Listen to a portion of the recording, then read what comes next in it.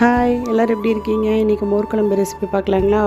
ஒரு கப் வந்துட்டு துவரம்பருப்பு 1/4 மணி நேரம் ஊற வச்சுக்கணுங்க. அரை மூடி தேங்காய், காரத்துக்கு ஏற்ப வரமிளகாய், 6 பல்லு பூண்டு, 1 ஸ்பூன் சீரகம், கருவேப்பிலை, ஊற வச்ச துவரம்பருப்பு, 1 ஸ்பூன் மஞ்சத்தூள் சேர்த்து நல்லா மைய அரைச்சிக்கணுங்க.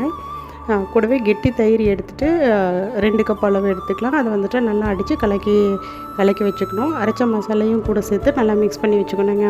ஒரு வாணலியில் வந்துட்டு 1 ஸ்பூன் தேங்காய் எண்ணெய் சேர்த்து காஞ்சதும் கடுகு சேர்த்து தாளிச்சிட்டு சின்ன வெங்காயம் கருவேப்பிலை சேர்த்து தாளிச்சிக்கணுங்க. ரெடி பண்ண மசால் தேவைக்கேற்ப கல்லுப்பு சேர்த்து நல்லா ஒரு கொதி விட்டு நல்லா இறக்கணுங்க. நல்லா சூப்பராக கமகமன்னு மணம் அடிக்கிங்க. இப்போ வந்துட்டு சூப்பரான மோர் குழம்பு ரெடி ஆகிடுச்சிங்க. இந்த ரெசிபி வந்து எங்கள் அம்மாவோடதுங்க. அவ்வளோ டேஸ்ட்டாக இருக்கும். எங்கள் அம்மா வச்சாங்கன்னா 3 நேரம் அதை ஊற்றி சாப்பிடுவேன். நீங்களும் சமைச்சு பார்த்துட்டு எப்படி இருக்குன்னு சொல்லிவிட்டு கண்டிப்பாக கமெண்ட்டில் சொல்லுங்கள், மறந்துடாதீங்க. நாம் என்ன நினைக்கிறோம் அப்படிங்கிறத வந்துட்டு வெளிப்படையாக பேசிட்டாலே வாழ்க்கையில் வந்து பாதி பிரச்சனை வந்து நமக்கு சால்வ் ஆகிடுங்க. மனசுக்குள்ளேயே வச்சிட்டோம் அப்படின்னா அது நமக்கு மிகப்பெரிய ப்ராப்ளமாக தெரியுங்க. மொத்தமாக சேர்த்து ஒரு நாள் வெடிச்சிருவோம். அப்போ நமக்கு வந்துட்டு பின்விளைவுகள் வந்து ரொம்பவே ஜாஸ்தியாக இருக்குங்க.